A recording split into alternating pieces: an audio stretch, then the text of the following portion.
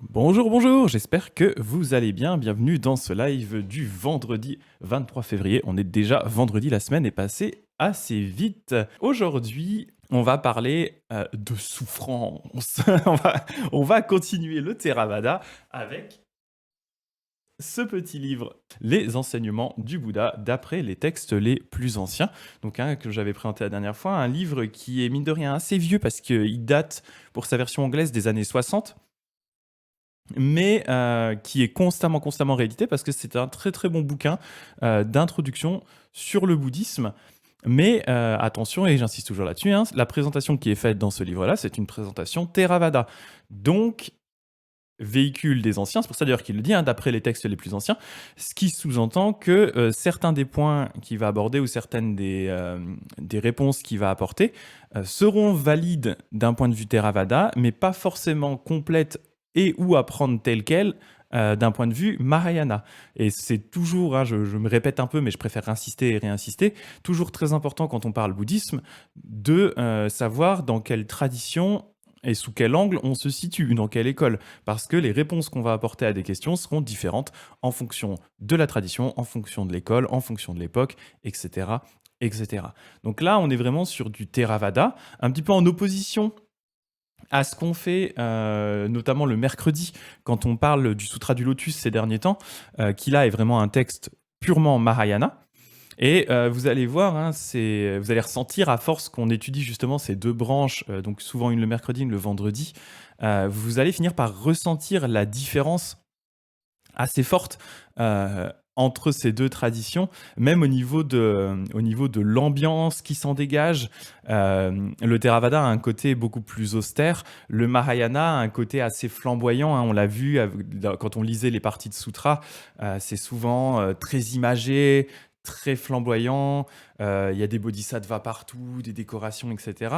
Et le Theravada, à l'inverse, a un côté beaucoup plus austère, beaucoup plus, presque d'une certaine façon philosophique, alors que le côté Mahayana, on ressent presque plus pour moi le côté vraiment religieux, mais aussi, on va dire, très positif, très dans la beauté des choses, là où le Theravada serait plus dans une forme qu'on pourrait, dans certains cas, caricaturer presque comme une forme de nihilisme, ce qui n'est pas le cas. Ce n'est pas un nihilisme, j'insiste sur le fait que c'en est pas un, mais ça peut être perçu comme tel, de par ce côté vraiment très austère et des fois assez dur dans sa vision des choses.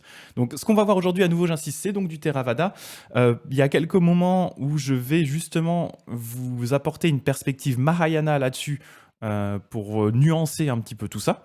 Donc voilà. Le chapitre est moins long que le dernier. Je vais essayer d'aller un petit peu plus lentement parce qu'on m'a fait remonter que la dernière fois j'étais allé un peu vite sur la première noble vérité. Et que ça avait fait fumer le cerveau de tout le monde. Honnêtement, le mien aussi. Je suis sorti vendredi, j'étais cuit vendredi dernier. Donc je vais essayer d'y aller un petit peu plus pépère. J'en profite pour dire bonjour aussi à Nozomi et Sarah Cottage. Donc voilà, je vais essayer d'y aller un peu plus cool et on va regarder ça ensemble. Déjà, pour rappel, on avait vu... Pardon, je voulais essayer de zoomer un petit coup. Pour rappel, on avait vu la dernière fois la première noble vérité, qui était tout simplement la vérité de la souffrance. Et on en avait profité pour parler donc des différents types de souffrance suivant le bouddhisme, et on avait aussi parlé des 5 agrégats. Les 5 agrégats, on va en reparler un petit peu dans ce chapitre-là, donc je pense que c'est intéressant que je refasse un petit point dessus. Les 5 agrégats, en fait, c'est, selon le bouddhisme Theravada, ce qui constitue globalement le monde et notre être. C'est une façon de comprendre comment est-ce que l'être humain fonctionne. Ces 5 agrégats, ils ont tous une caractéristique commune, c'est qu'ils sont tous impermanents. Donc ils ne restent pas stables dans le temps, ils finissent tous par apparaître, disparaître. En fait, ils ne font que des successions d'apparitions, disparitions. Et ils ont quand même ce deuxième point commun aussi, qui sont reliés quand même les uns aux autres. Il y a cette notion dans le bouddhisme que rien n'existe séparé de tout le reste, donc séparé de causes et conditions, et rien n'existe qui soit permanent. C'est ces deux éléments qui sont principaux. Donc ces 5 agrégats, qu'est-ce qu'ils étaient? Eh bien, salut Cécile, Aline. On avait donc dans ces 5 agrégats, on avait le premier agrégat qui est tout simplement ce que Walpola Raoula appelait la matière. Moi, j'aurais plutôt tendance à l'appeler l'agrégat des choses ou l'agrégat des trucs. D'une certaine façon, cet agrégat-là, c'est tout ce qui va constituer physiquement déjà physiquement, on va dire notre monde, donc par exemple les organes, hein, la peau, mes yeux, le livre. Mais dans cet agrégat, on va aussi retrouver l'organe mental, parce que dans le bouddhisme, on a donc nos cinq sens, mais on a en plus un organe mental qui est en fait l'organe qui permet de concevoir et d'interagir avec les éléments mentaux. Et donc, au même titre que par exemple mon œil qui, là que je suis en train de gratter, mon œil qui regarde cet écran, qui regarde le chat, va interagir avec un objet qui est du coup mon écran devant moi. Au même titre, mon organe mental va interagir avec des objets mentaux qui sont mes pensées. Donc tous ces éléments-là, autant mes pensées que mon écran, que l'organe qu'est mon œil, ça c'est le premier agrégat. Le deuxième agrégat, c'est beaucoup plus simple, c'est la sensation. La sensation, c'est qu'est-ce qui se passe quand un de mes organes entre en contact avec quelque chose d'extérieur, un autre objet. En fait, quand un agrégat type mon œil entre en contact avec un agrégat différent qui est par exemple l'écran de mon ordinateur, le chat. À ce moment-là, il va y avoir une sensation. Cette sensation, dans le bouddhisme, elle peut être de trois types. Elle peut être neutre, elle peut être agréable ou elle peut être désagréable. Un exemple typique, hein, si je mets par inadvertance ma main dans le feu, la sensation est immédiatement désagréable. Si je vois un message sympathique sur le chat, la sensation va être agréable. Donc ça, c'est la sensation. C'est ce qu'on ressent quand notre organe, donc notre agrégat des yeux, par exemple, rentre en contact avec un élément visuel, ou j'entends un son, etc., etc. Ça, c'est la sensation. Un autre agrégat important, c'est l'agrégat qu'il avait appelé, lui, la conscience. Là, c'est l'agrégat tout simple qui est le moment où, par exemple, mon œil rentre en contact avec le chat. À ce moment-là, c'est juste le contact entre les deux. Ça, c'est vraiment le côté conscience. Je prends conscience qu'il y a un élément visuel. Ou s'il y a, par exemple, des travaux qui commencent dans la rue d'à côté, je vais entendre un son. Le fait d'entendre un son, le moment où le son entre en contact avec mon oreille, c'est l'agrégat qu'on appelle la conscience. Je prends conscience qu'il y a un son. À ce moment-là, je ne sais pas encore qu'il y a un son. Donc on a déjà ces trois agrégats, hein. Donc la matière ou les choses, la sensation, donc est-ce que c'est agréable, désagréable, etc. Et le simple fait que ça entre en contact, un objet entre en contact avec un de mes organes. Ensuite, on va avoir la perception, c'est-à-dire concrètement, j'identifie ce que c'est. Là, mon œil entre en contact, je vois par exemple qu'un message s'affiche sur le chat. À ce moment-là, ça c'est de la pure. Je prends conscience, c'est la pure conscience. Je prends conscience qu'un message est apparu dans le chat. À ce moment-là, ma perception va rentrer en jeu et je vais lire ce message. Par exemple, là, je vois qu'il y a Babouchka 1298 qui m'a dit bonjour. Donc là, j'ai effectivement cette interaction et j'ai une sensation agréable parce que je suis content de voir quelqu'un dans le chat. Donc ça, c'est les quatre agrégats. Et le dernier, qui est le plus important pour la suite de ce qu'on va voir aujourd'hui, c'est l'agrégat des formations mentales ou l'agrégat de ce qu'on appelle la volition. C'est-à-dire qu'une fois que tout ça est entré en jeu, en tant qu'être humain, j'ai une possibilité décisionnelle. J'ai le choix de décider si je vais faire quelque chose de positif, de négatif, ou si je vais rester inactif. Là, typiquement, je vois le message dans le chat, ma volition fait que je vais répondre et je vais dire bonjour Babouchka. Ce qui est assez logique. Mais voilà, je pourrais aussi avoir un message de hater et commencer à m'énerver. Ça, c'est la volition. Et c'est cette volition qui donc est le karma dans le bouddhisme, tel que là, on l'a vu du coup la semaine dernière. Donc voilà, c'est pour rafraîchir un petit peu sur ces éléments-là parce qu'on va en reparler un petit peu. Donc voilà, pour ceux qui n'étaient pas là et puis même pour ceux de la semaine dernière, je pense que ça valait le coup d'en reparler un tout petit coup. Donc, on va commencer à lire la seconde noble vérité, donc qui est Samudaya, qui est l'apparition de dukkha, ou l'origine de dukkha en général. On l'appelle souvent l'origine de la souffrance. Donc, Walpola Raoula nous explique la seconde noble vérité est celle de l'apparition ou de l'origine de dukkha. Alors, je ne vais pas vous lire le mot en sanskrit parce que mon sanskrit n'est pas très bon. Vous le pourrez lire à vous-même. Donc, c'est l'origine ou l'apparition de dukkha. La définition la plus courante et la mieux connue de cette seconde vérité, celle qu'on rencontre en de nombreux endroits des textes originaux, est la suivante. On va dire, c'est cette soif, un ardent désir, qui produit la réexistence et le redevenir, qui est lié à une avidité passionnée et qui se trouve sans cesse une nouvelle jouissance, tantôt ici, tantôt là. Donc là, ce qu'il dit, c'est l'origine de dukkha, c'est cette envie qu'on a de quelque chose. C'est cette soif. C'est par cette soif que la souffrance va arriver. C'est parce qu'on désire les choses. On désire s'éloigner des choses qu'on n'aime pas. On désire aller vers les choses qu'on aime. On est toujours en train de se projeter en permanence comme ça dans le futur. Et donc il continue, à savoir, ça va être la soif, cette jouissance, ça va être la soif des plaisirs des sens, la soif de l'existence et du devenir, la soif de la non-existence. Donc parmi ces éléments qu'on va chercher à avoir, il va y avoir donc j'ai envie de trucs qui me font plaisir, j'ai envie de manger une glace, une glace au citron, voilà, c'est un plaisir des sens. La soif de l'existence ou du devenir, donc là c'est je veux continuer mon existence de Greg que je perçois d'une façon erronée comme étant quelque chose de stable et continu. Donc j'ai peur je ne veux pas changer en tant que Greg. La soif de la non-existence, ça c'est intéressant parce que on va mettre aussi là-dedans donc cette envie qu'on aurait d'une certaine façon de ne plus exister ou peut-être trigger warning suicide, mais peut-être de mettre fin à nos jours.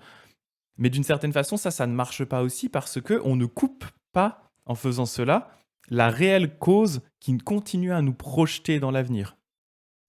Parce qu'on n'a pas éteint réellement la soif. On a encore une forme de désir. Salut Dagdeg. Et donc il continue, il dit c'est cette soif, ce désir, cette avidité, cette cupidité qui, en se manifestant de manière diverse, donne naissance à toutes les formes de souffrance et à la continuité des êtres. Mais, et ça c'est important, il ne faudrait pas le prendre pour la cause première, car il n'est pas possible qu'il y ait une cause première, puisque selon le bouddhisme, tout est relatif et interdépendant. Ça aussi, c'est un truc qui distingue assez fortement le bouddhisme des religions monothéistes qui vont te dire il y a une cause première et cette cause première est simple, c'est Dieu.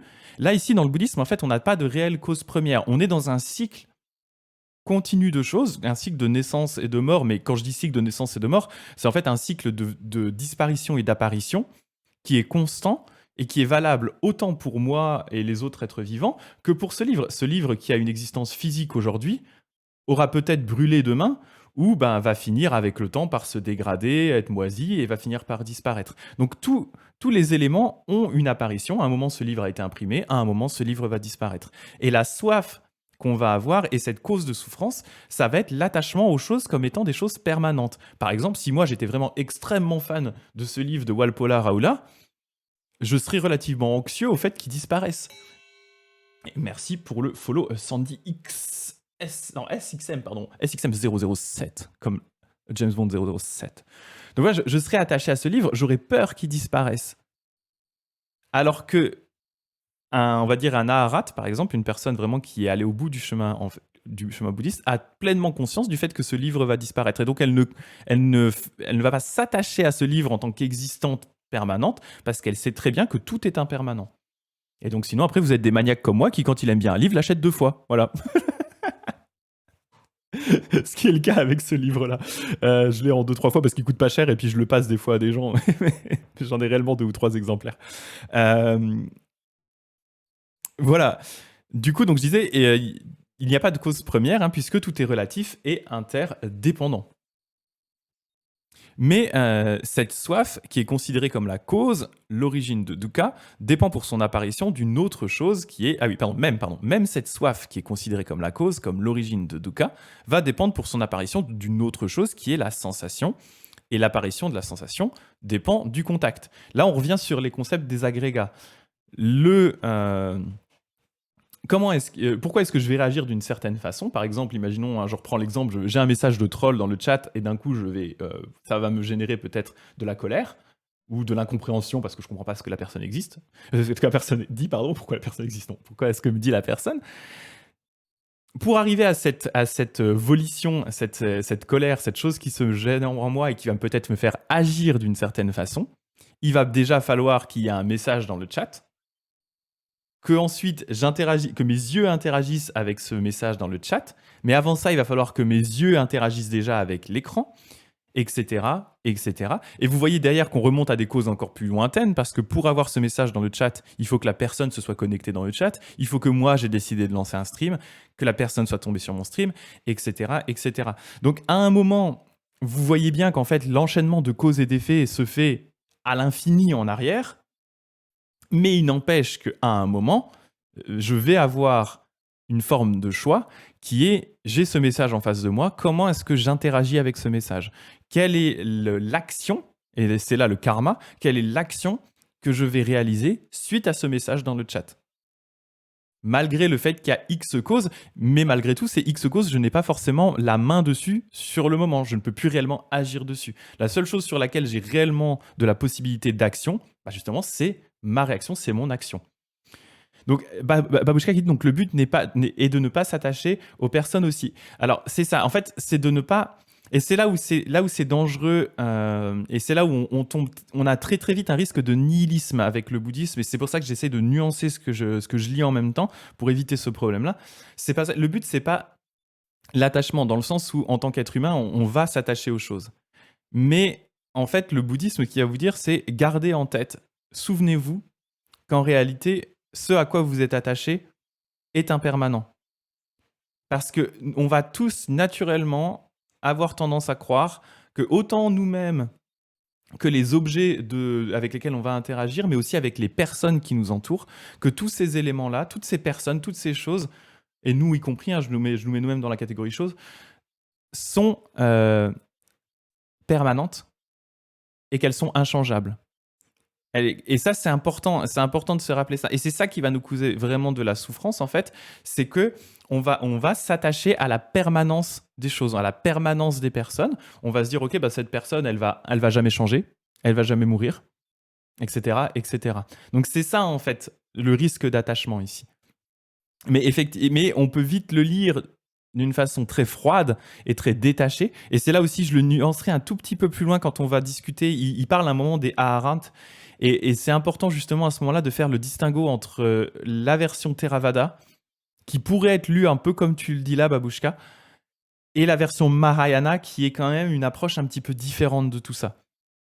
Mais voilà, on pourrait vite se dire ne pas s'attacher aux personnes, ne pas s'attacher aux choses. C'est pas réellement ça, mais il y a un peu de ça. Ne pas s'attacher à la permanence des choses, en fait. Mais c'est compliqué, c'est complexe. C'est facile à dire, c'est très très difficile à faire, à nouveau. Voilà. Donc on disait, voilà, même cette soif qui est considérée comme la cause, l'origine de dukkha, dépend pour son apparition d'une autre chose qui est la sensation. L'apparition de la sensation, elle va dépendre du contact. Il faut que j'ai un contact avec quelque chose pour avoir une sensation avec quelque chose, et ainsi de suite. Tourne le cercle qu'on va désigner sous le nom de production conditionnée, et dont nous reparlerons plus loin. Il y a un peu plus loin un chapitre où il détaille ce concept bouddhiste très important qui est la production conditionnée, qui est une suite de 12 causes et effets qui vont en fait produire justement le cycle des naissances et des morts en boucle. Et il y a Temacha qui dit dans le sens où tout n'est pas éternel. Oui, c'est ça. Rien n'est éternel. Dans le bouddhisme, en fait, rien n'est réellement éternel. Tout a une apparition et une disparition. Exactement. Et donc, il continue, ainsi, la soif n'est ni la première ni l'unique cause de l'apparition de dukkha, mais c'est la cause la plus palpable et la plus immédiate. La chose principale est la chose qui est partout répandue. Et en fait, c'est ce qu'on disait, c'est justement sur la volition, donc notre capacité à, on va dire, à agir, notre capacité à agir, c'est là-dessus qu'on va vraiment aussi pouvoir jouer. Si vous vous rappelez, le Bouddha, avant de devenir le Bouddha, il a essayé du coup de dompter et de se séparer de la souffrance via des austérités. Et en fait, quand il faisait ça, c'est-à-dire il s'infligeait de la souffrance volontairement, que ce soit via vraiment de la souffrance physique avec le feu, ils avaient plein d'exercices comme ça assez horribles, ou via le jeûne, s'arrêter de manger ou de boire pendant X jours. Et en fait, le but de tout ça, c'était d'essayer d'agir sur quelque chose d'autre, en fait. C'était d'essayer d'agir sur la sensation. C'est-à-dire essayer de maîtriser la sensation. Quand on disait la sensation, elle peut être vis-à-vis des choses, elle peut être neutre, elle peut être désagréable ou agréable. Il y a l'idée de dire, en maîtrisant mon corps, je suis capable de ne plus ressentir la souffrance. Donc, j'agis au niveau de la sensation. Et en fait, il va se rendre compte que là, c'est pas possible. Mais salut Temacha, il n'y a pas de souci. Là, il va se rendre compte que c'est pas possible. Mais là, en fait, où on va pouvoir agir, c'est au niveau de notre action. C'est via nos actions que on va et notre volition notre attachement aux choses, c'est là où on va pouvoir vraiment réagir. Essayer de dompter son corps par la souffrance ne marche pas, parce qu'on n'agit pas sur la bonne chose en fait. Là, il dit, voilà, de là vient quand certains passages des textes originaux palimèmes, la définition de samudaya ou origine de la souffrance comprend d'autres souillures et impuretés, outre la soif, à laquelle la première place est toujours donnée. Donc voilà, il va dire effectivement, il ne faut pas limiter ça que à cette idée donc d'attachement, de soif, de désir, etc.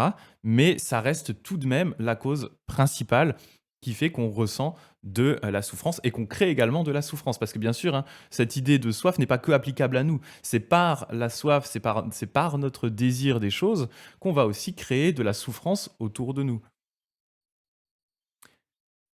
Dans les limites de développement de notre discussion auxquelles nous voulons nous tenir, il nous suffira de rappeler que cette soif a pour centre l'idée erronée d'une existence d'un soi qui provient de l'ignorance. Voilà, là il revient sur le point critique qui est de dire le bouddhisme ne reconnaît pas l'existence d'un soi qui soit permanent et qui soit surtout euh, indépendant de ce qu'il y a autour. Et à nouveau, hein, quand je dis ça, j'insiste toujours sur le fait que ça ne veut pas dire qu'on n'existe pas en tant que personne, hein. Ça ne veut pas dire que le grec devant vous n'existe pas réellement. Ce que ça veut dire, c'est que le grec devant vous est un ensemble d'agrégats qui est en perpétuel changement et évolution et qui va du coup se modifier. Là, typiquement, en lisant voilà, ce que je suis en train de lire, probablement ma façon de penser est en train de changer. Mais même physiquement, j'ai des éléments qui changent au fur et à mesure. Et on prend toujours cet exemple, et il le donnera un petit peu plus loin dans le texte, hein. Le Greg qui était là à 8 ans n'est pas le même Greg qui est là à 38 ans. Forcément, ce sont des personnes différentes. On le voit avec le temps, mais en fait, ces changements sont des changements qui se produisent de seconde en seconde. À chaque seconde, des agrégats, c'est-à-dire des éléments de Greg, apparaissent et disparaissent. Mes yeux ont des nouveaux contacts avec des éléments nouveaux. Par exemple, là, tout à l'heure, j'ai vu le message de Temacha qui devait nous laisser. Donc ça a généré une réponse en moi qui est de lui dire bon bah merci, pas de souci, à la prochaine et bon, tu pourras regarder le replay, il n'y a pas de problème. Et donc ça enchaîne. Et ça, ces éléments-là ont du coup continué à se perpétuer et apparaître et à disparaître d'instant en instant. Et c'est cette espèce de continuité d'apparition et disparition qu'on va, de façon erronée dans le bouddhisme, comprendre comme étant un soi qui est permanent, en disant il y a une essence permanente de Greg qui est inchangeable et indépendant des conditions autour d'elle. Ce que le bouddhisme réfute complètement. Oui, là, Babushka qui dit le jeûne n'est pas forcément une souffrance, ça peut être une grande source de satisfaction pour certains. Oui, bien sûr, bien sûr. Le Bouddha, en fait, je prends l'exemple du jeûne parce qu'il a il a appliqué le jeûne au point où il était globalement quasi mort, hein. Vous avez des représentations du Bouddha en jeûne où il est tout maigre, on voit ses veines et tout. Enfin, il a vraiment appliqué ça au stade où il a failli se tuer avec. Donc là, c'était pas le bon aspect, on va dire le bon aspect du jeûne. Mais je ne mets pas de rejet sur le jeûne, le jeûne en soi, hein. Le bouddhisme toujours, hein, met cet accent sur la voie du milieu, où on va dire, on va essayer d'éviter les extrêmes entre un ascétisme trop fort et un hédonisme trop fort. Donc on va essayer de se placer entre les deux, ouais. Voilà. Ici, le terme soif comprend non seulement le désir et l'attachement au plaisir des sens, à la richesse, à la puissance, mais aussi l'attachement aux idées, aux idéaux, aux opinions, aux théories, aux conceptions et aux croyances. Ça, c'est important à nouveau, hein. Quand on va se placer comme étant une personne qu'on va imaginer de façon erronée comme étant inchangeable, à ce moment-là, on va dire mes opinions, elles sont justes, elles sont vraies, elles sont inchangeables. Et c'est là aussi où on va du coup pouvoir être ce qui va pouvoir être source de souffrance pour nous, mais aussi source de souffrance pour les autres autour de nous. Et là, il insiste, il en parle un petit peu là, hein, il dit, selon l'analyse qu'en a fait le Bouddha, tous les malheurs, tous les conflits dans le monde, depuis les petites querelles personnelles en famille jusqu'aux grandes guerres entre nations, elles ont leurs racines dans cette soif.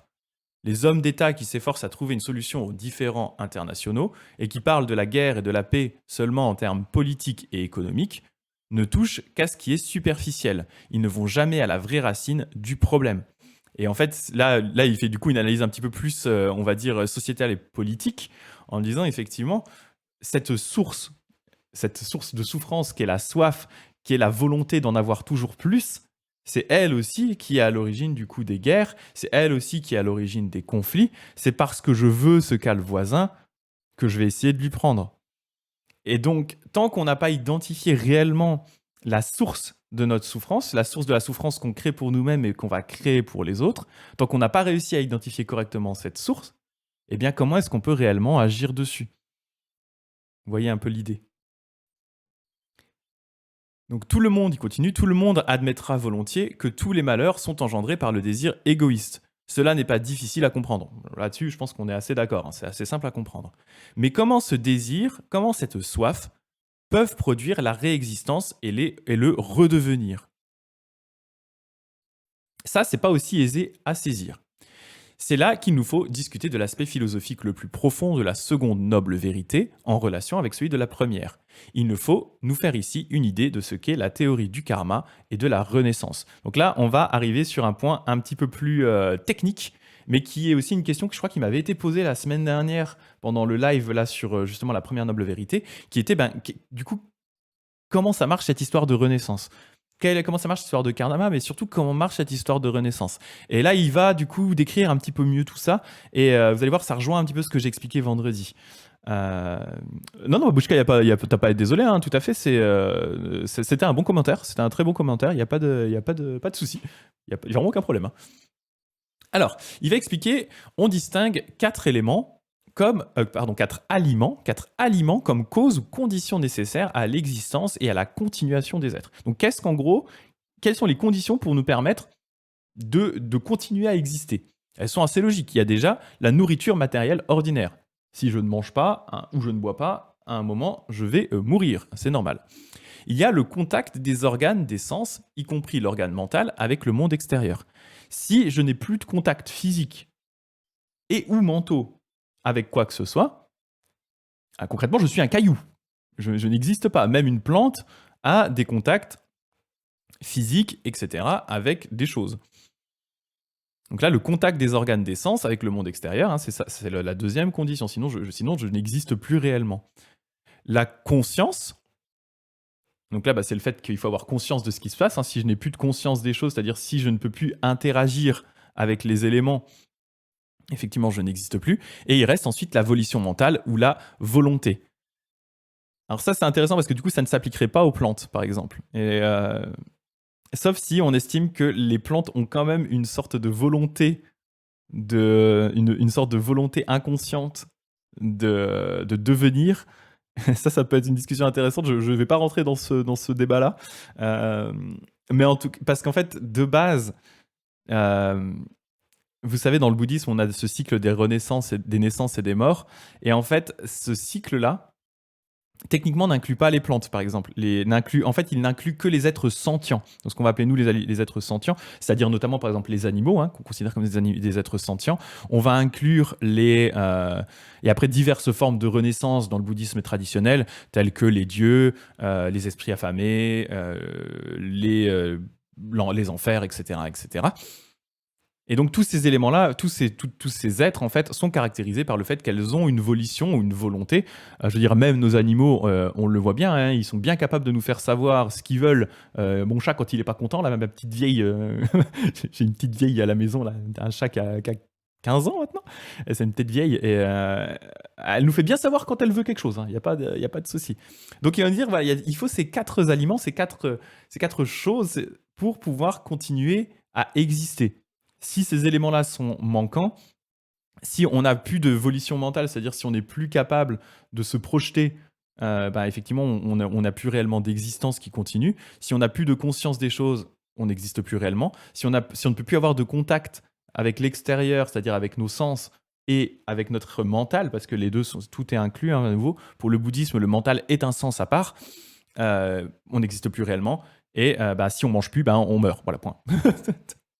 Parmi ces quatre aliments, le dernier, la volition mentale, englobe la volonté de vivre, d'exister à nouveau, de continuer, de devenir de plus en plus. Et donc c'est cette volition mentale, c'est cette volonté qui nous pousse en permanence, hein, comme une pierre qui roule, qui nous pousse à continuer à exister. C'est la racine de l'existence, de la continuité, de la lutte qu'on poursuit par des actes bons ou mauvais. Et donc il dit c'est la même chose que la volition qu'on avait vu, quand on avait vu les agrégats, c'est le même. C'est-à-dire que ce quatrième aliment, c'est la même chose que le cinquième agrégat, ou le quatrième agrégat, je ne sais plus dans quel ordre il les a mis, mais bref, c'est la même chose que l'agrégat qu'il avait appelé la volition. Nous avons vu plus haut que la volition est le karma, ainsi que le Bouddha l'a lui-même défini. Faisant allusion à la volition mentale, le Bouddha a dit quand on comprend les aliments de la volition mentale, on comprend les trois formes de la soif. Donc les trois formes de la soif, c'est celles qu'on a vues juste avant, qui sont le plaisir des sens, la volonté d'exister et de devenir, et aussi la volonté potentielle de non-existence. Ainsi, les termes soif, volition, volition mentale et karma ont tous le même sens. Ils signifient le désir, la volonté d'être, d'exister, de réexister, de devenir, de croître de plus en plus, d'accumuler sans cesse. C'est la cause de l'apparition de dukkha. Et ce désir se trouve dans l'agrégat des formations mentales ou de la volition, qui est donc un des 5 agrégats qu'on avait vus avant. Et donc, il va parler un petit peu après justement de ce qu'est le karma. Mais vous voyez ici, en fait, il va mettre vraiment un chiffre égal. Il va mettre un égal entre le karma et la volition.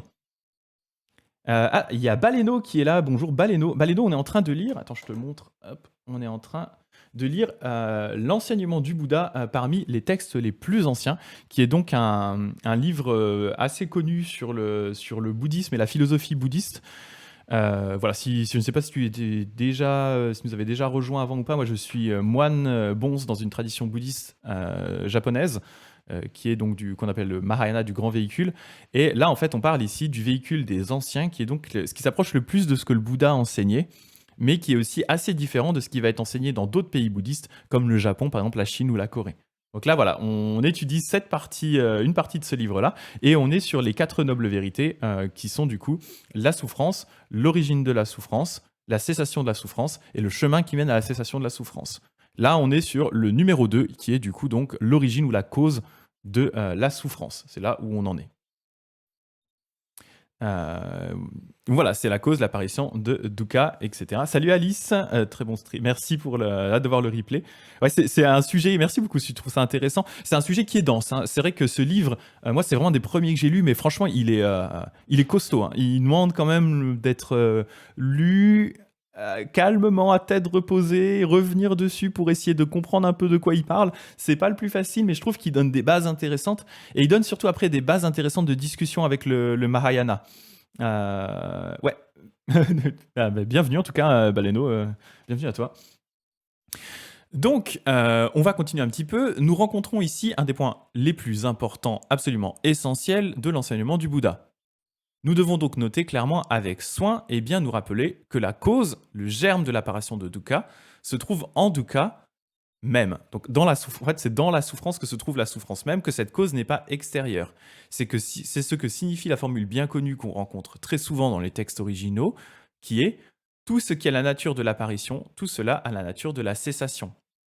Et ça, c'est important en fait, c'est que la souffrance en elle-même contient en elle-même sa propre disparition.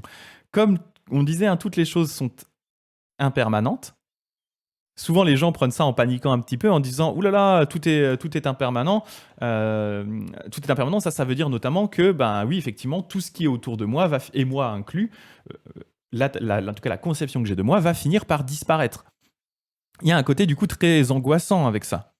Mais il y a un revers positif à tout ça, qui est que si tout est impermanent, la souffrance également est impermanente. Et donc, il est possible de la couper, et en elle se trouve le germe de sa propre disparition.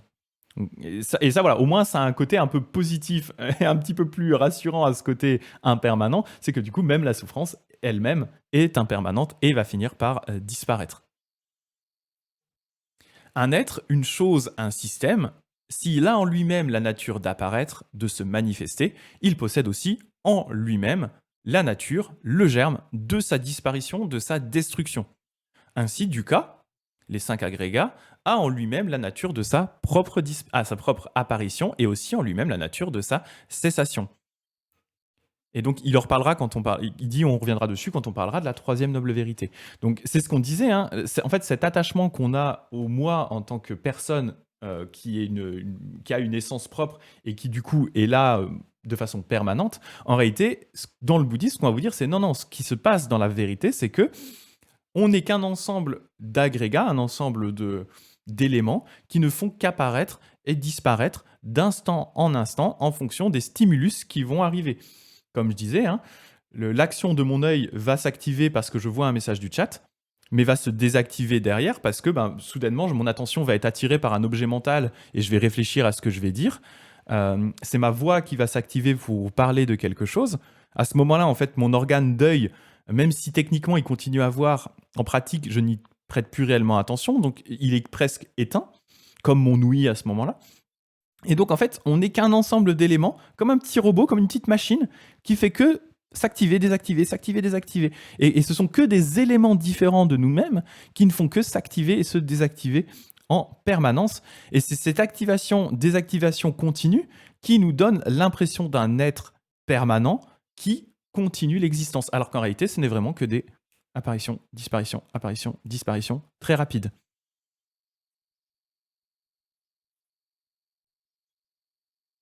Alors, où j'en étais, du coup, voilà. Le mot pali, karma, signifie littéralement acte ou action. Mais dans la théorie bouddhiste du karma, ce mot revêt un sens spécifique. C'est celui d'action volontaire, important, volontaire, et non pas de n'importe quelle action. Il y a l'aspect volontaire qui est important. Typiquement, si je mets ma main sur le feu, je vais avoir une réaction normale d'esquive parce que ça fait très mal. Ce n'est pas une réaction volontaire, c'est une réaction involontaire. Par contre, si derrière, j'ai envie de donner un énorme coup de pied dans le le feu qui est devant moi parce que ça m'énerve, etc., là, c'est une action volontaire. Et là, c'est différent. Et donc, il y a une différence entre la réaction, qui est une réaction purement inconsciente, du côté volontaire sur lequel, là, on peut vraiment agir. Et c'est dans cette volonté que se trouve le karma. Voilà, c'est une action volontaire et non pas de n'importe quelle action. Il ne signifie pas non plus le résultat du karma, sens dans lequel beaucoup de personnes emploient ce terme à tort et bien inexactement. Dans la terminologie bouddhiste, karma ne signifie jamais ses effets. Les effets du karma sont appelés des fruits ou des résultats. Ça, c'est intéressant parce que souvent on se dit vas-y, t'as pas eu de chance, il y a un truc qui t'arrive dessus, c'est le karma, quoi. C'est ton karma parce que t'as pas été cool. Non, c'est pas ton karma. Ton karma, c'est l'action de ce que tu as fait, c'est ton action. Mais derrière, effectivement, cette action va porter des fruits. Mais ces fruits, techniquement, c'est pas ça qu'on appelle le karma. Les fruits, c'est juste la résultante des actions que tu as fait. Si tu donnes un gros coup de poing dans la tête de quelqu'un, il est très probable que tu te prennes un coup de boule. Action, réaction. Le karma est l'action de donner un coup de poing. Le fruit est le coup de boule que tu te prends dans le nez. Voilà. Et donc voilà, c'est vrai que nous, en Occident, on dit souvent c'est le karma et c'est l'inverse. On va dire c'est le fruit. On va appeler souvent karma le fruit qui résulte de tout ça. Et d'ailleurs, je vais venir aussi sur un petit point tant que je suis sur le karma. Suivant les branches du bouddhisme, cette notion de karma et de fruit du karma va être prise de façon plus ou moins absolue. C'est-à-dire qu'il y a des branches du bouddhisme, et notamment certaines branches tibétaines, qui vont vous dire qu'en gros, tout ce qui vous arrive est le fruit du karma. Donc, je dis bien le fruit du karma, hein, pas le karma, mais le fruit du karma. Tout ce qui vous arrive à un instant T est la résultante d'actions potentielles que vous auriez réalisées par le passé. Il y a d'autres branches du bouddhisme qui vont avoir une vision beaucoup plus nuancée du karma en disant que il faut prendre quand même en compte le facteur chaotique et pas de bol du monde, hein, c'est-à-dire que concrètement, il n'y a pas que moi qui interagis sur le monde, il y a énormément de choses qui interagissent, il y a des éléments sur lesquels je n'ai pas de contrôle qui vont me tomber dessus. Demain, si je chope le virus de la grippe, je suis désolé, c'est pas ma faute, c'est pas ma volition, c'est pas le résultat de mes actions qui me fait choper le virus de la grippe. Le virus de la grippe, je l'ai chopé parce que je suis allé voir mon frère qui avait la grippe. C'est pas ma volition qui m'a fait choper le virus de la grippe. Par contre, il est bien vrai qu'il y a un certain nombre d'actions qui, elles, vont produire des résultats qui vont être positifs ou négatifs. Si je mets une petite pièce sur les pièces jaunes quand je vais à la poste, effectivement, potentiellement, à terme, ça peut, avec tous les autres qui vont mettre des pièces jaunes, ça peut peut-être aider des causes humanitaires. Très bien. Si là, demain, comme je dis, je croise un mec dans ma rue, on a un accident de bagnole, je m'énerve, je lui fous un pain, et ben si je m'en prends un derrière, oui, ça c'est l'effet du karma. C'est le fruit du karma. C'est parce qu'effectivement, j'ai agi de façon négative, il y a eu un effet qui a produit nos conséquences.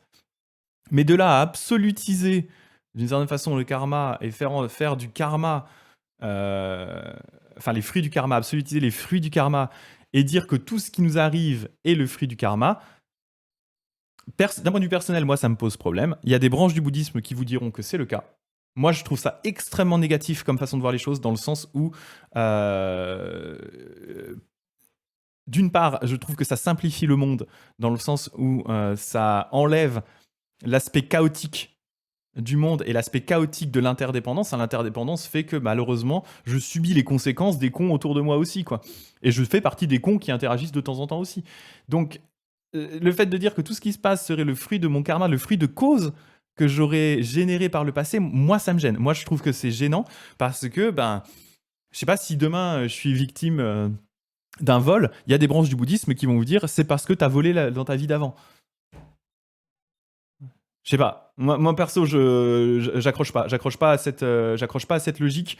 Il y a Baleno qui dit c'est déresponsabilisant d'une certaine façon. Je trouve, ouais. Je trouve que c'est déresponsabilisant. Merci Sarah Cottage, je trouve que c'est clair. Mais tu vois, je trouve que d'une part c'est déresponsabilisant, d'une autre part je trouve que quand il arrive des choses vraiment pas cool sur lesquelles on n'a pas de contrôle et qui ne viennent pas de nous, d'une certaine façon ça va même rajouter le blâme sur les victimes potentielles en disant tu vois, si t'as pris ça c'est parce que tu l'as fait dans ta vie d'avant. Et je suis désolé, moi ça me pose problème, ça me pose un réel problème. Donc, et en fait je trouve que c'est ça déresponsabilise et ça décomplexifie l'aspect le monde, l'aspect chaotique, et le fait que en fait je ne suis pas en fait d'un côté c'est presque se remettre au centre du monde en disant en fait tout ce qui m'arrive à moi c'est le résultat de mes actions d'avant. Et ça non, tout ce qui t'arrive à toi c'est en grande partie la faute à pas de bol, et en partie le résultat, oui, le karma le fruit du karma, attention j'allais réutiliser karma dans le mauvais sens, le fruit du karma que tu as généré par tes actions positives et négatives. Et il faut voir les deux. Et si tu n'as pas la balance des deux, pour moi, tu n'as pas une vision claire et juste du monde. Ouais. Alors, Nozomi qui dit est-ce qu'on considère que le karma peut se répercuter dans d'autres vies? Alors, traditionnellement dans le bouddhisme, oui. Et justement, Walpola Raoula, il va en parler un petit peu après là dans le bouquin. Il va expliquer comment ça marche. Est-ce qu'on est obligé de croire à ça pour être bouddhiste? Moi, j'aurais tendance à dire que non. Il faut comprendre déjà que le Bouddha, traditionnellement, se situe dans un environnement culturel qui est l'Inde d'environ moins 500 avant Jésus-Christ, qui prend quand même relativement pour acquis le concept de réincarnation. Donc il vit quand même et il est éduqué et dans ce milieu-là qui prend quand même cette notion-là comme étant un acquis. Derrière, il y a la question du dans ces cas-là, s'il n'y a pas d'âme, qu'est-ce qui renaît? Parce que traditionnellement, dans l'hindouisme, c'est ça, en fait, on a une âme, et c'est cette âme qui va migrer de corps en corps. Et là, vu que le Bouddha vous explique qu'il n'y a pas d'âme, tout est impermanent, qu'est-ce qui va migrer? Et Walpola, il va l'expliquer un petit peu après, mais moi, j'aurais tendance à dire, du coup, est-ce que c'est une obligation? Non. En fait, on comprend un peu mieux sa logique et dans quel sens on entend réincarnation. Justement, il va l'expliquer. Je trouve que c'est pas plus mal. Et il y a, je vais justement, je vous le lirai comme ça, on verra. Mais je suis assez d'accord avec la logique. Babushka qui dit la culpabilité est un grand classique dans les religions. Oui, malheureusement, parce qu'effectivement. Du coup, qu'est-ce que tu fais quand tu absolutises le karma et les fruits du karma? Eh bien, effectivement, tu crées de la culpabilité en disant, en fait, tout ce qui m'arrive, c'est bien fait pour ma gueule, c'est le résultat de mes actions précédentes. Voilà. Moi, je suis pas d'accord avec cette interprétation, mais après, c'est mon avis. Et à nouveau, moi, je vous encourage à tout moment d'appliquer votre esprit critique avec ce que vous lisez. Déjà, c'est ce que le Bouddha disait. Le Bouddha disait observez, appliquez votre esprit critique, prenez ce qui vous paraît juste, rejetez ce qui ne vous paraît pas cohérent. Alors, ça ne veut pas dire qu'il faut rester, qu'il ne faut pas essayer de réfléchir un petit peu à ce qui se passe, mais et pas être un petit peu ouvert. Il faut faire gaffe des fois avec le trop plein d'esprit critique aussi d'une certaine façon, mais de là à tout prendre tel quel, voilà, appliquez votre esprit critique, voyez potentiellement en quoi ce qu'on lit là peut s'appliquer à vous, qu'est-ce qui peut être intéressant, Et les choses pour lesquelles vous vous sentez pas forcément confortable avec, il y a pas de problème. C'est vraiment pas un souci en soi, en fait. Solips qui dit si tout ce qui nous arrive est le fruit du karma, alors nos actions aussi, au final, il n'y a plus de karma, il n'y a que du fruit. Bah, il y a un peu de ça, et je suis assez d'accord. Il y aurait tendance, en absolutisant trop le karma et ses effets, de dire bah, au final, vu que tout ce qui nous arrive c'est le fruit du karma, à un moment, hein, voilà. Mais d'un côté, tu as quand même toujours, dans le bouddhisme, et même dans ces formes tibétaines-là qui peuvent être des fois un peu extrêmes, tu as quand même toujours cette idée que quand il va t'arriver quelque chose, tu as la possibilité de choisir de quelle façon tu vas réagir. Enfin, il y a une action inconsciente où là, ce n'est pas génératrice d'effet de karma, mais tu vas quand même avoir la plupart du temps un effet de volition, donc de décision d'action, où là, effectivement, tu vas tu vas en fait envoyer dans le futur quelque chose de différent. Tu vois ce que je veux dire? Ça limite quand même un petit peu le côté trop déterministe, d'une certaine façon. Euh, Alors, Nozomi qui dit tu parles d'armes, est-ce que ça vient de là le concept de vieilles âmes? Alors, je n'ai aucune idée. Si tu peux me donner un peu plus de détails, je ne sais pas c'est quoi le concept de vieilles âmes. Je te laisse me dire ça. Je vais repartager Walpola. Je bois un tout petit coup. Euh,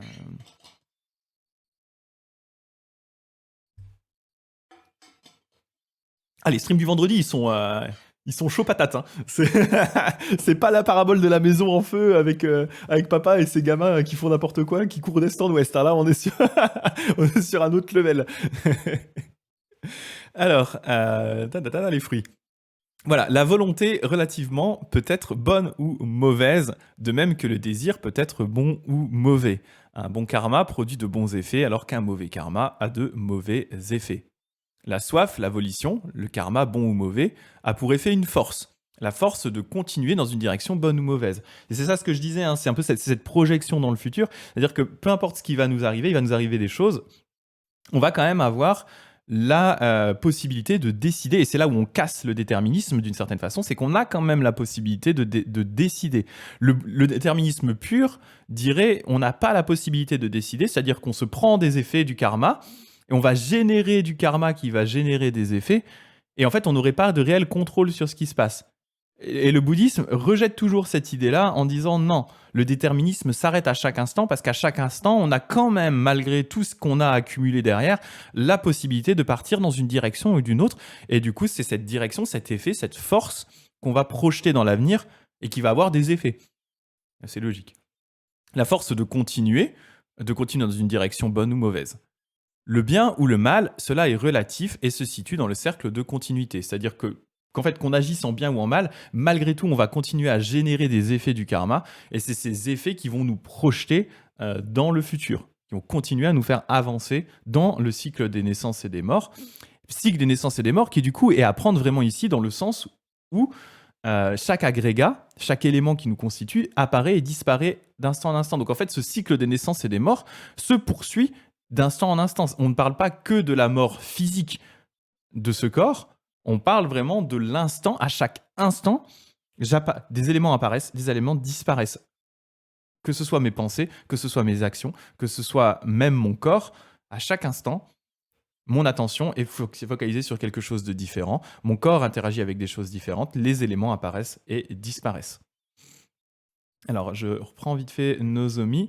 J'avais entendu ça une fois par rapport à des personnes qui auraient plus de sagesse. Ah oui, tu veux dire comme si des personnes accumulaient d'une certaine façon une forme de sagesse avec le temps qui du coup reste et vieillit d'une certaine façon là. D'accord.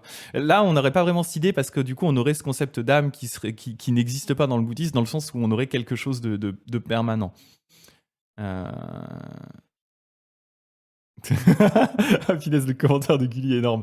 Attends, je reprends Babushka qui dit pour ce que j'en sais, l'âme est la troisième composante d'un humain avec le corps et l'esprit. Voilà, c'est effectivement une composante, une façon de voir les choses qui va être qu'on va retrouver dans l'Occident, qu'on va retrouver dans certaines aussi religions d'Orient, mais que le bouddhisme du coup rejette en tant que tel. Et Gulli qui dit go vider le pot de Nutella à la cuillère, c'est pas ma faute, j'étais un palmier à huile dans une autre vie. Putain, ta vie en tant que palmier à huile, elle devait être trépidante. Et des personnes plus éveillées en quelque sorte. Je vois effectivement ce que tu veux dire là, en effet. La volition, le karma, abandonner la force de continuer, le bien, voilà. Et là, ça c'est intéressant. Il y a cette partie-là, et c'est cette partie-là que j'ai vraiment envie de nuancer très fort en avançant du gros Mariana bien, bien des familles là. Ils disent, Walpola Raoula dit du coup un Arahant, donc un Arahant c'est une personne qui a atteint le bout du chemin du Theravada. C'est l'état qu'ont atteint les disciples du Bouddha principaux. C'est cet état, en fait, vraiment, c'est le bout du chemin selon le Theravada. T'es arrivé au bout. T'es arrivé au bout du cycle des naissances et des morts, tu peux plus aller plus loin. Il dit à un Arhat, bien qu'il agisse, n'accumule pas de karma parce qu'il est libéré de la fausse notion qu'il est libéré de la fausse notion de soi, qu'il est libéré de la soif de continuer et de devenir. De toutes les autres souillures et impuretés, pour lui, il n'y a plus de renaissance. Donc en fait, le Aharat, d'une certaine façon, il a atteint ce bout du chemin où en fait, il n'a plus de désir pour les choses. Il s'est libéré entièrement de la soif et du coup, en coupant cette soif, il s'est coupé du cycle des naissances et des morts. On utilise souvent une image dans le bouddhisme traditionnel. On va souvent utiliser par exemple l'image d'une bougie. D'une bougie qui s'éteint. Une bougie, par exemple, à huile ou à cire, en fait, à un moment, quand il n'y a plus de cire ou il n'y a plus d'huile, la bougie s'éteint. Un aharat, en fait, il est comme ça. Il a écoulé, il a coupé la nature de la souffrance, il a coupé la soif.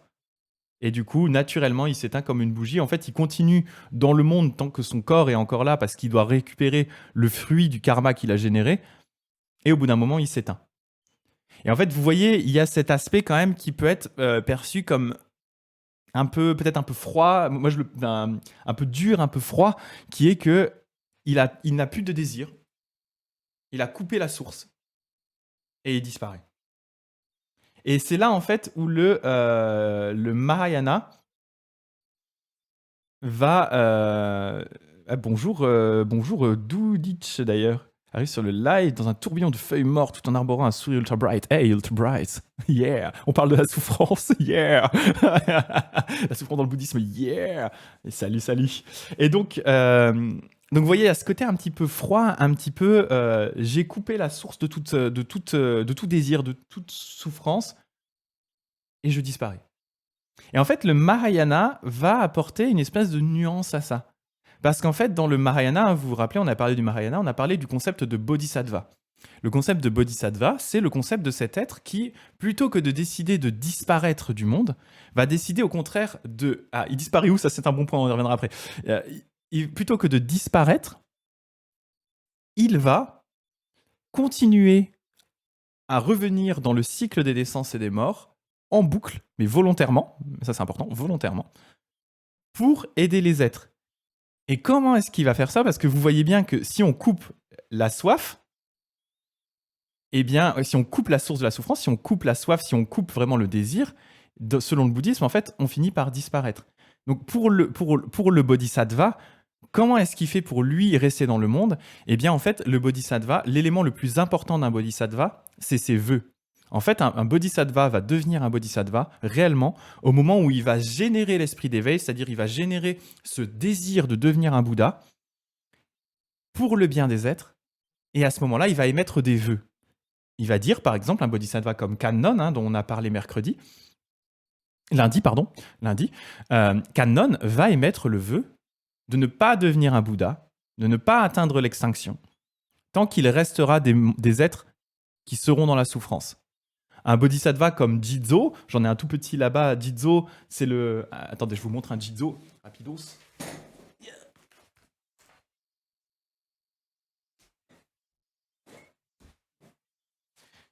Un bodhisattva comme Jizo, par exemple, Jizo, lui, il va émettre le vœu de ne pas devenir un Bouddha tant qu'il restera des personnes dans les enfers bouddhistes. Donc lui, son but dans la vie, c'est de se balader dans les enfers et d'aider les gens et les sortir des enfers. Donc, vous voyez bien ce vœu. Vous voyez bien aussi la logique entre vœu et volition. En fait, le bodhisattva, de par ses vœux, il va continuer à se projeter dans le cycle des naissances et des morts pour aider les gens.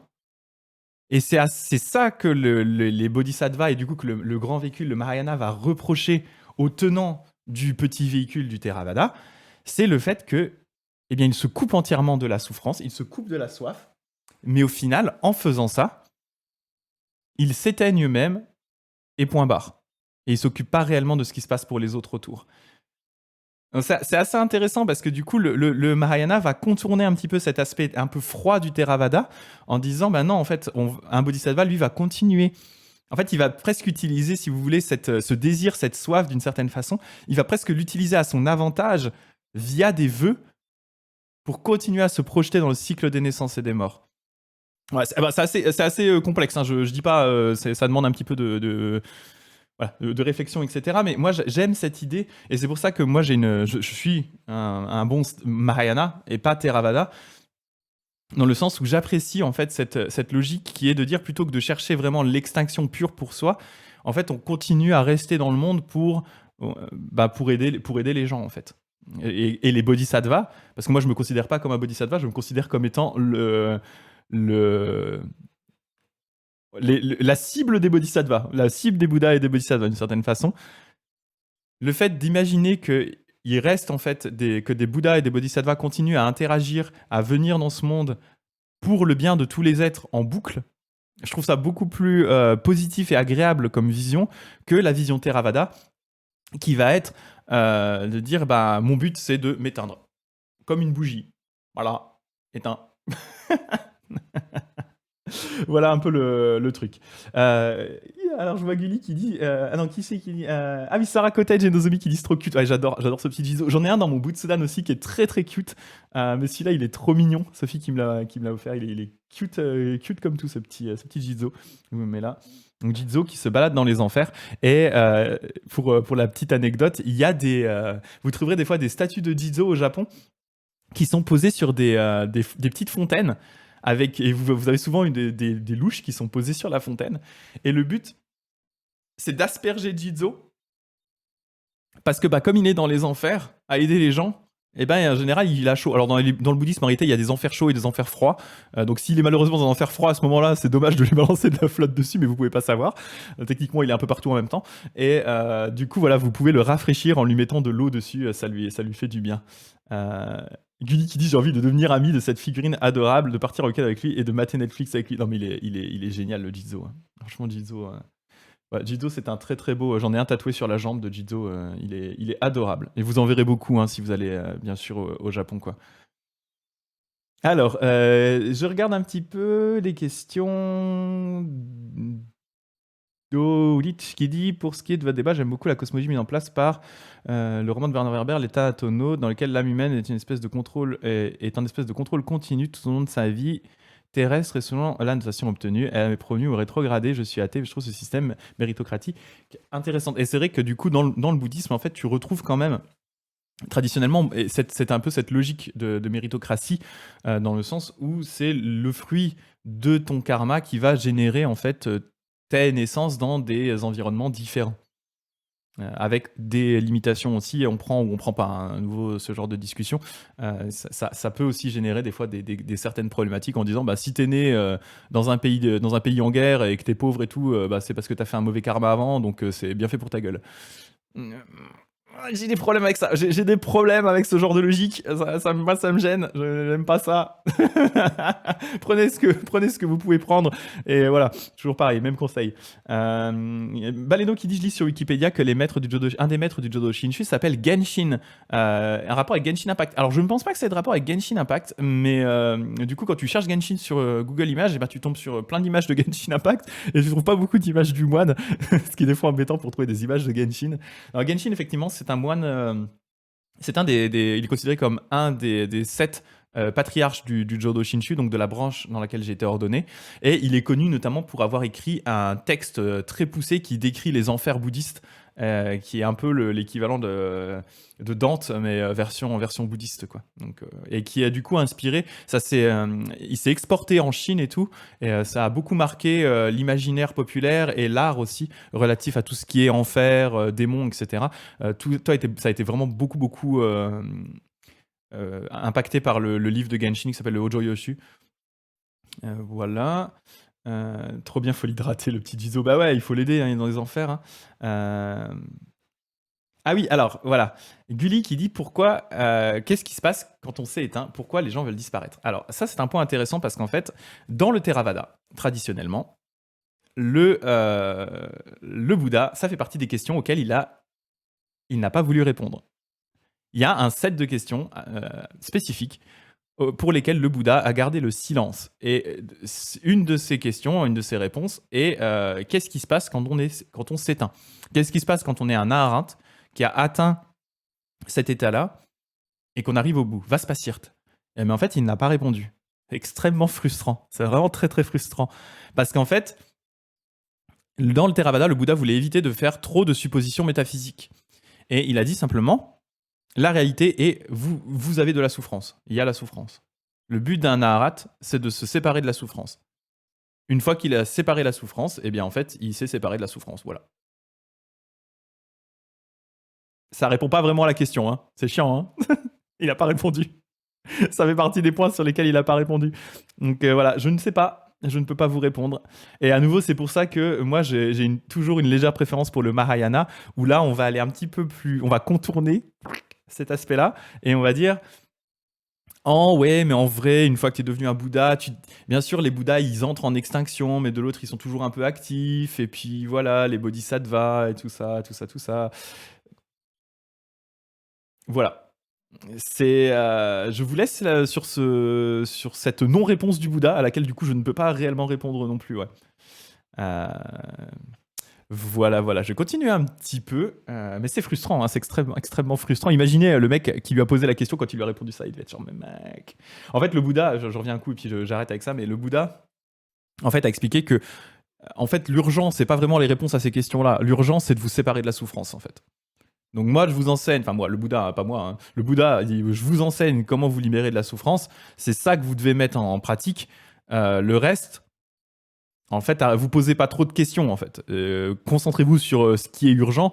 Et il a du coup une parabole pour illustrer ça. C'est la parabole de la personne qui s'est pris une flèche. Il s'est pris une flèche dessus, hein. Donc un mec, il vient de se prendre une flèche. Il est par terre. Il y a un médecin qui arrive. La personne qui s'est pris la flèche, techniquement, la seule préoccupation qu'elle devrait avoir, c'est qu'on lui retire vite cette flèche de la fesse. Il s'est pris une flèche dans le cul, il voudrait qu'on lui enlève.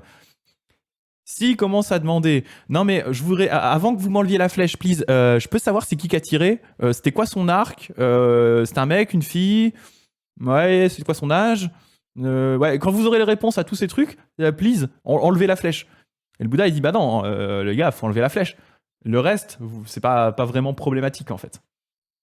Donc voilà, c'est la fameuse anecdote de la flèche. Dans l'anecdote, la flèche n'est pas dans sa fesse, hein, mais bon, c'était plus marrant comme ça. Mais effectivement, ouais.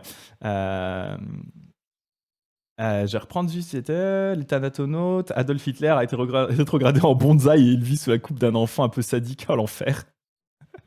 Vu qu'on parlait, Gulli, pardon, qui disait, vu qu'on parlait de Genshin Impact et de la dernière fois Demon Slayer avec Guillaume, ce serait sympa de faire un point de vue le bouddhisme et la culture pop. Oui, et c'est vrai que ce serait intéressant. Ça pourrait être intéressant, ouais. Et on pourrait parler notamment des cuvettes de toilettes Bouddha, ce qui m'horripile assez fortement.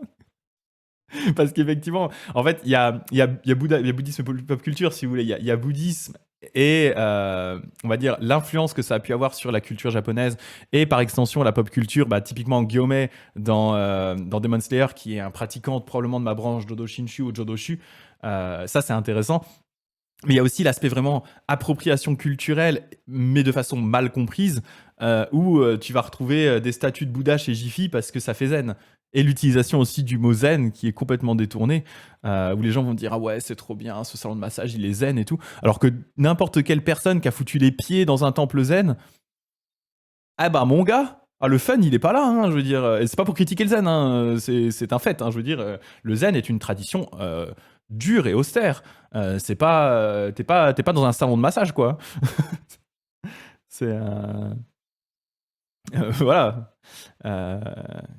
Ça, pas, alors, ouais, alors mais c'est vrai que c'est bien, ça génère des discussions intéressantes.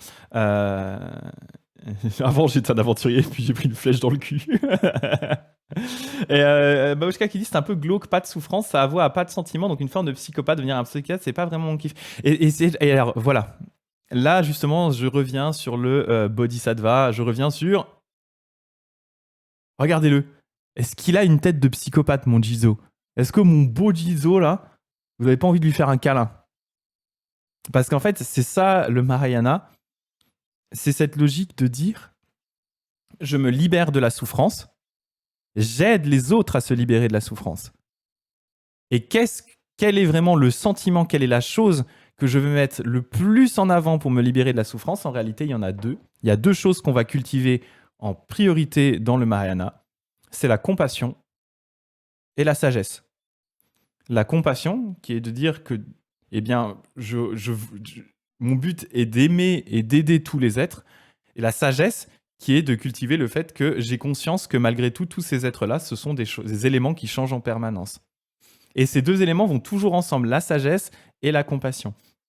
Mais ce que l'idéal du bodhisattva propose, c'est de remplacer la souffrance, d'une certaine façon, hein, par la compassion. Et donc, ça ne veut pas dire se libérer, ça ne veut pas dire, en fait, ne plus rien ressentir, ne plus avoir de sentiments, mais ça veut dire que on va cultiver au contraire la compassion dans le but de se libérer de la souffrance et d'aider les gens à se libérer de la souffrance. Donc on est l'inverse complet d'un psychopathe qui ne ressent pas la souffrance des autres. Un bodhisattva, à l'inverse, ressent de façon très très dure et très accrue la souffrance des autres, mais il sait que son but est d'aider les gens à éradiquer la souffrance. Et on le voyait hein, quand on parlait mercredi de Kannon.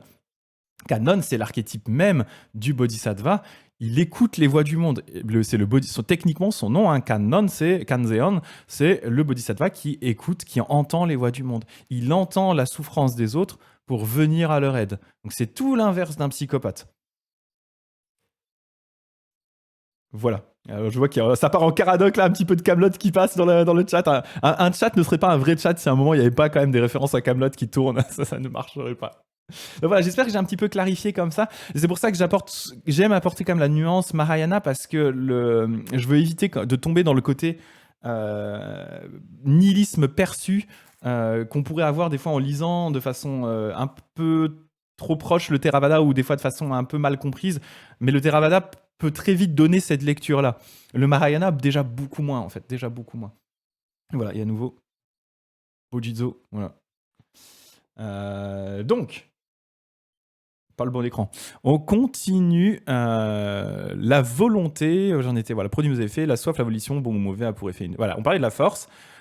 Et voilà, on parlait de la Harante justement, hein, du coup, qui lui s'éteint comme une bougie en opposition au Bodhisattva qui, via ses vœux de compassion, va rester dans le monde pour aider les êtres, va continuer à se projeter dans le monde. On continue. La théorie du karma ne doit jamais être confondue avec une soi-disant justice morale, avec la notion de récompense ou de punition. L'idée de justice morale, de récompense, de punition provient de la conception d'un être suprême, d'un Dieu qui juge, qui est un législateur décidant de ce qui est bien et de ce qui est mal.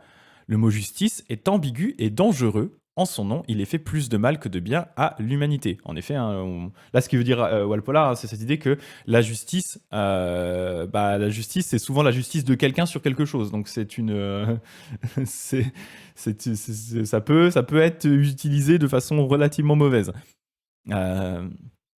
Et donc, il dit, il n'y a pas de, il faut arrêter avec cette idée justement de justice morale, enfin, on va dire de récompense et de punition. Ce n'est pas un Dieu au-dessus qui décide. Le karma et ses fruits n'est qu'une cause qui génère un effet. À nouveau, je reprends toujours cet exemple. Hein. Si je fous un pain à quelqu'un et que je me prends un coup de boule en retour, salut à Shigeo Mloji.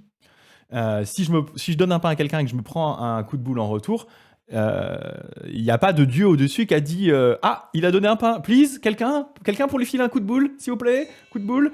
Merci Dudic. Non, ça marche clairement pas comme ça.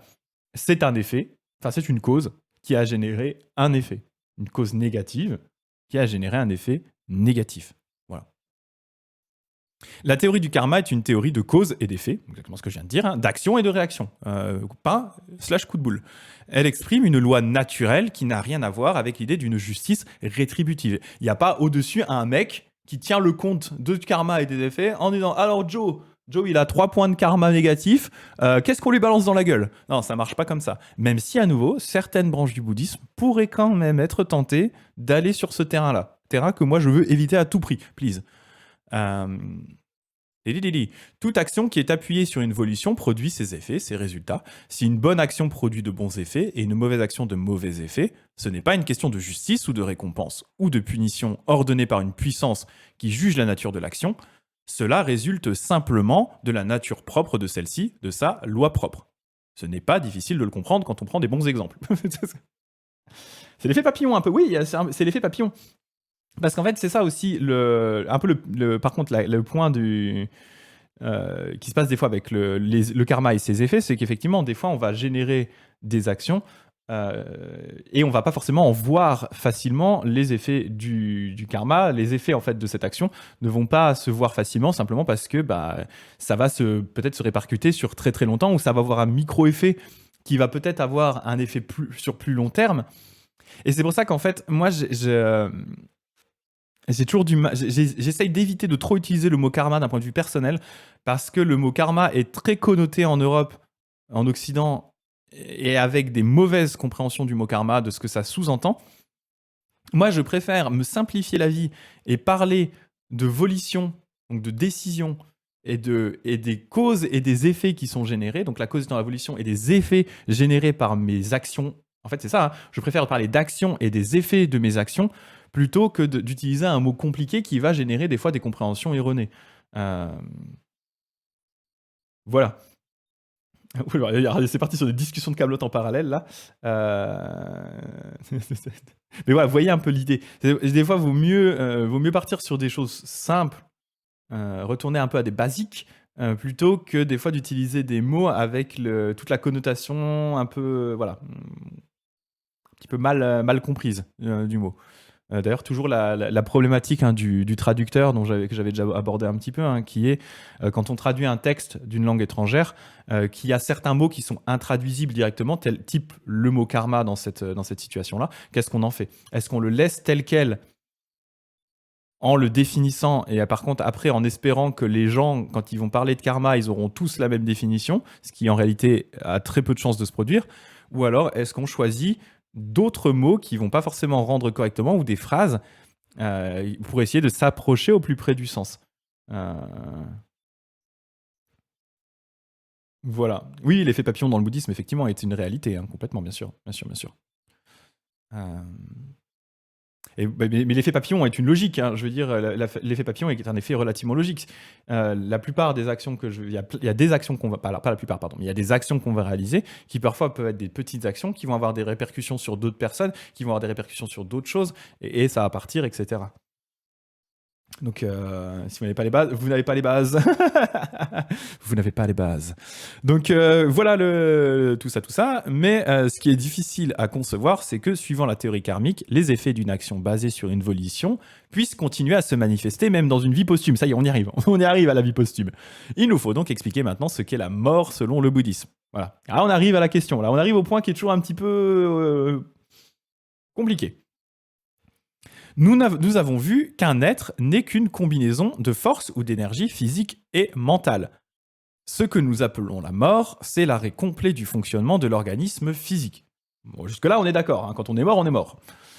Ces forces, ces énergies prennent-elles fin absolument avec la cessation du fonctionnement de l'organisme? Ça, c'est la grande question. Le bouddhisme, alors la version de Walpola, en réalité, la plupart du bouddhisme, on est d'accord, que le bouddhisme va dire non. La volonté, le désir, la soif d'exister et de continuer, de devenir, est une force formidable qui meut l'ensemble des vies, des existences, et qui meut le monde entier. Elle le met en mouvement. C'est la force la plus grande, l'énergie la plus puissante qui soit au monde. Selon le bouddhisme, elle ne cesse pas d'agir avec l'arrêt du fonctionnement de notre corps, qui pour nous est la mort, mais elle continue à se manifester sous une autre forme, produisant une réexistence qu'on va appeler renaissance. Il va expliquer. Il vient à l'esprit une autre question.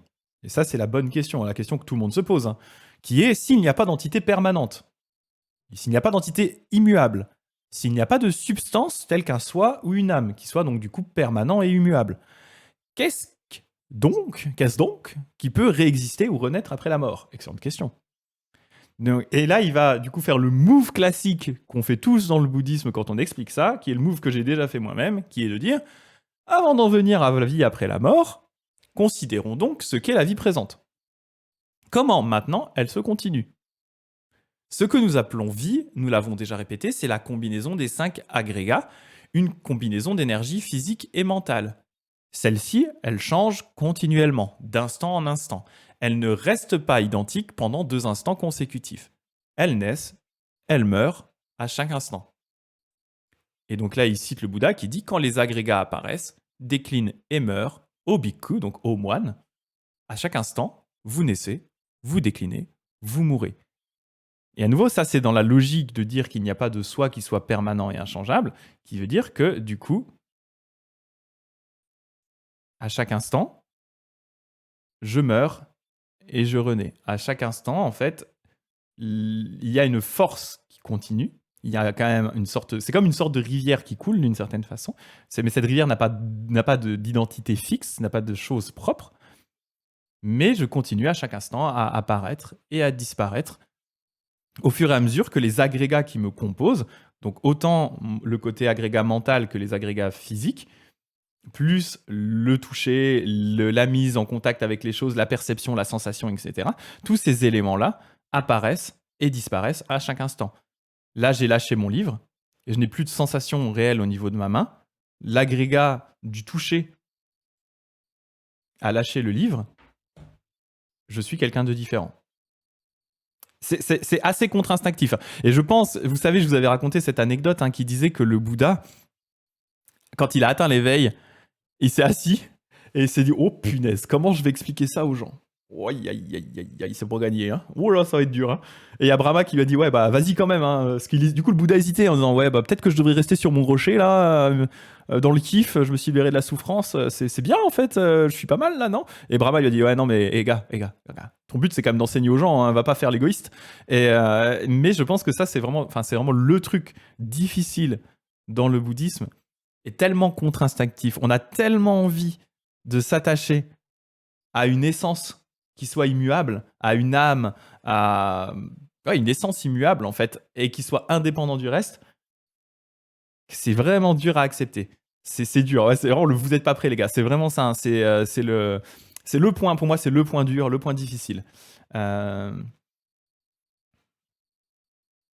Voilà. Donc on renaît constamment. Gilly qui dit voilà. Donc on renaît constamment. Il n'y a pas de mort. Même quand on décède, ça change pas d'habitude puisque les gars reviennent sous une autre. Et voilà. Alors Gulli, tu as résumé le point absolument parfaitement. C'est exactement suivant la théorie bouddhiste, c'est exactement ça.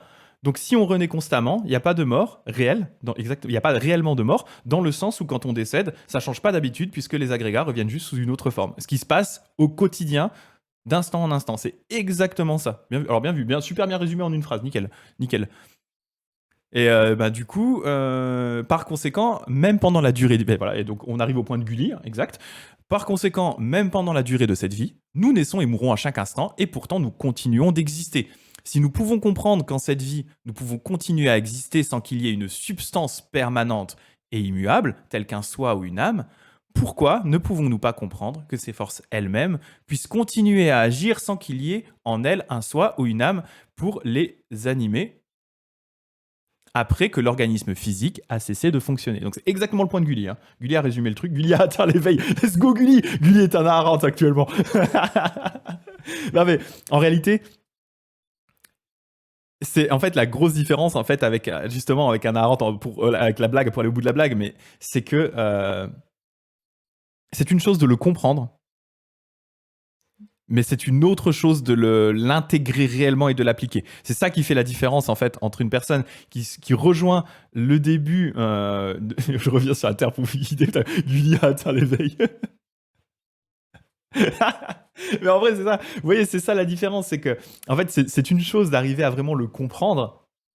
D'un point de vue purement intellectuel, je veux dire de le comprendre intellectuellement, mais derrière, de l'appliquer, de l'intégrer réellement, avec toutes les conséquences que ça a, en fait, ça demande une pratique de malade. Et c'est pour ça que l'état de Aharat, en fait, est extrêmement difficile à atteindre. Parce que voilà, Du coup, tu en arrives à une compréhension. C'est plus une compréhension, tu le vis réellement.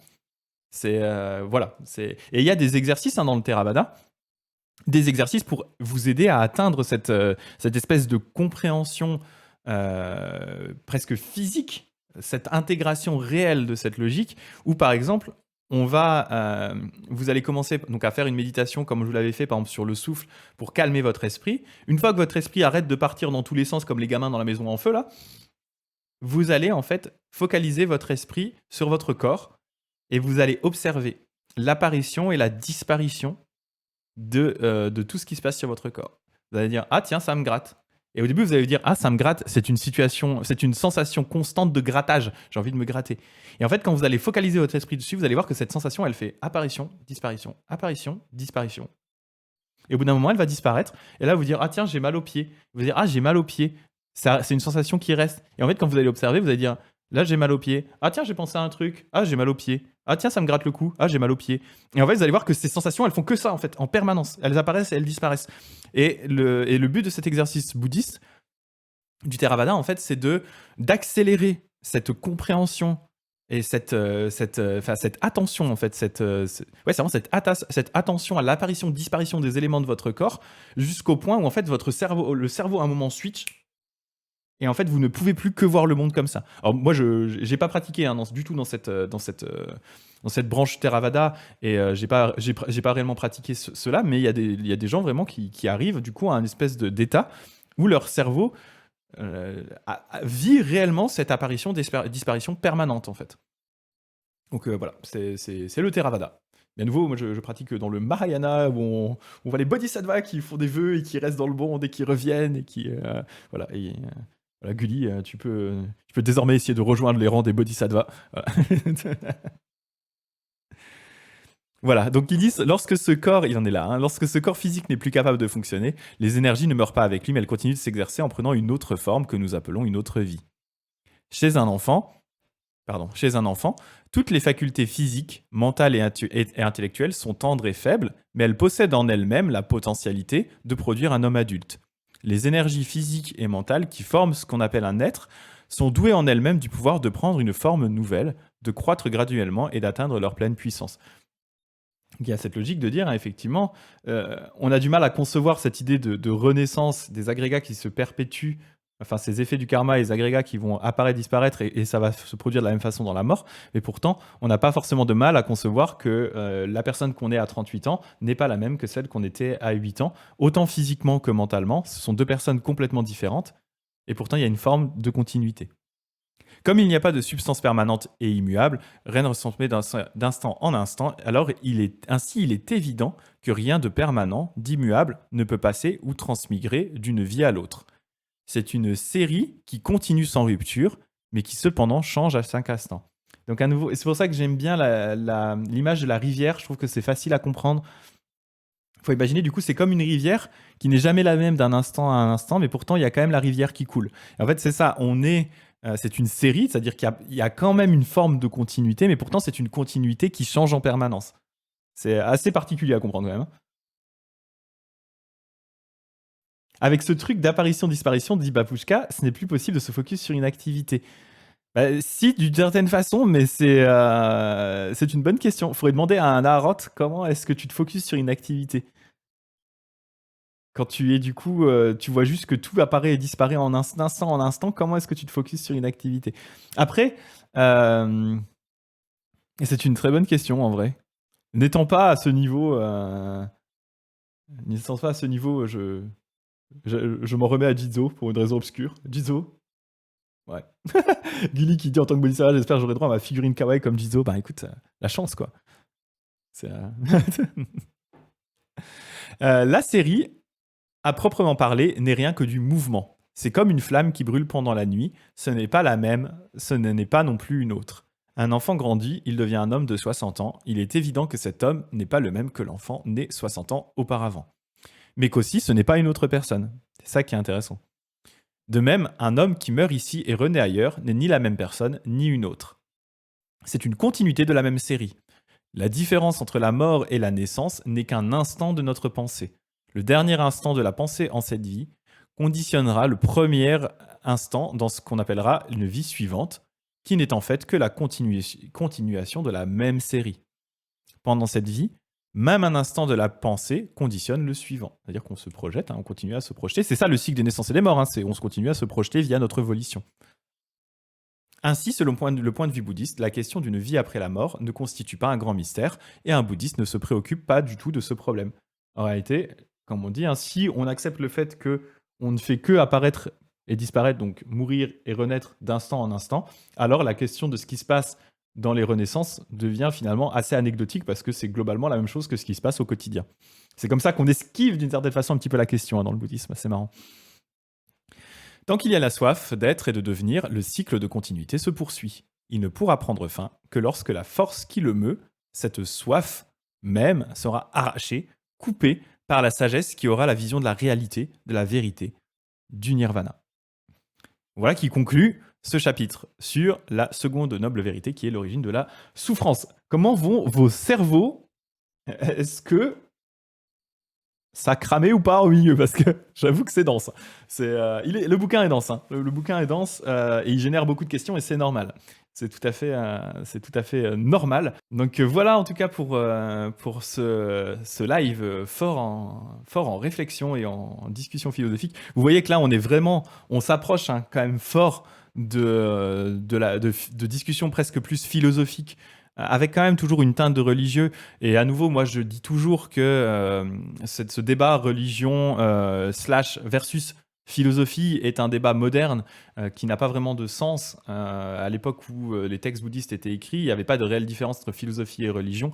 Mais voilà, vous voyez qu'on est quand même sur des discussions qui sont quand même assez complexes. Et il y a Gulli qui dit, j'adore les commentaires, qui dit j'ai dû agrandir mon crâne et mon cerveau pendant le live. Faut être concentré. Apparemment Babushka, Sarah Cottage, ça va, ça gère, tranquille au calme. Bah nickel.